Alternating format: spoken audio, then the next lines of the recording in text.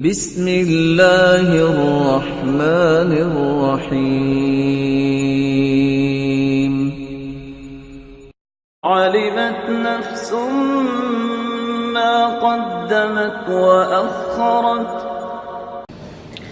ساتواں دل جو اللہ رب العزت کو پسند نہیں، القلب المختوم، جس پہ اللہ نے مہر لگا دی ہے، قلب مختوم جو ہدایت کو سنتا ہی نہیں، سن بھی لے تو اس کو ہدایت ملتی نہیں ہے۔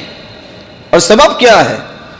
اور اس آیت کو یاد کیجئے، سورۃ الجاثیہ کی 23 نمبر آیت کو میں ادباً گزارش کروں گا 3 مرتبہ ضرور زندگی میں پڑھیے گا۔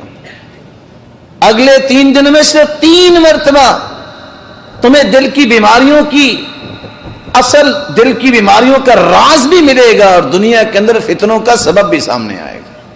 اور وہ کیا ہے؟ أَفَرَأَيْتَ مَنِ اتَّخَذَ إِلَٰهَهُ هَوَاهُ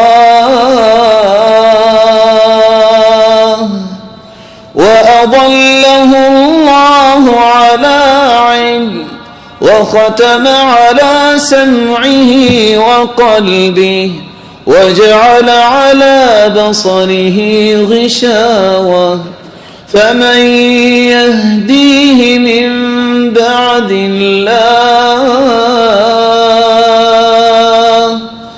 أَفَلَا تَذَكَّرُونَ۔